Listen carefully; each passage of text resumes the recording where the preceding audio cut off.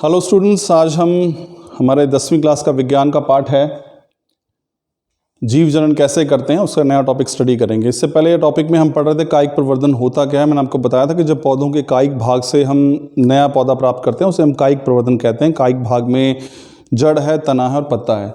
तो हमने पिछले उदाहरण में देखा था कि प्राकृतिक रूप से एक कायिक प्रवर्धन किस प्रकार से होता है। आज हम कृत्रिम कायिक प्रवर्धन की विधियां पढ़ेंगे। कृत्रिम मतलब जो मनुष्य स्वयं करता है, पौधों के कायिक भाग का प्रयोग करके हम किस प्रकार से नया पौधा जो है वो प्राप्त कर सकते हैं। तो इस विधि में सबसे पहली जो विधि है वो है दाब कलम, जिसको हम लेयरिंग कहते हैं। ये बड़ा आसान सा है। इसमें आप एक उदाहरण देख सकते हैं, यहाँ से आपको क्लियर हो जाएगा। दाब कलम में यानी कि हम दाब लगाते हैं। इसमें चमेली इसका उदाहरण बड़ा सरल उदाहरण है।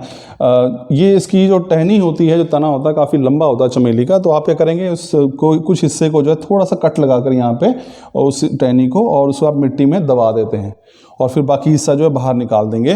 तो यहाँ जहाँ से आपने थोड़ा सा कट लगाया है उस पर वहाँ से जड़ें विकसित हो जाती हैं मिट्टी के अंदर ही।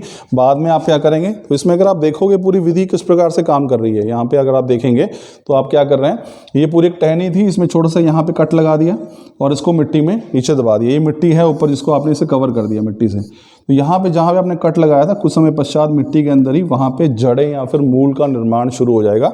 बाद में आप क्या करेंगे, इस हिस्से को काट देंगे और आपको ये पूरा का पूरा नया पौधा जो है वो प्राप्त हो जाएगा।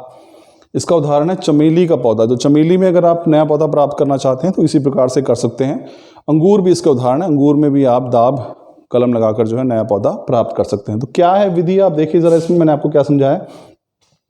इस विधि में पौधे की शाखा को झुकाकर जो है मिट्टी में दबा देते हैं और कुछ समय बाद वो इस हिस्से से जो है जड़ें विकसित हो जाती हैं और इसे फिर मुख्य पौधे से काटकर हम अलग कर लेते हैं और अलग से इसे रोपित कर कर नया पौधा जो है वो प्राप्त कर लेते हैं। तो हमने क्या किया है, तना जो है वो कायिक भाग था और इसी से हमने एक नए पौधे को विकसित किया और इस विधि का नाम था दाब कलम, जिसको आप इंग्लिश में लेयरिंग कहते हैं। उदाहरण है चमेली और अंगूर।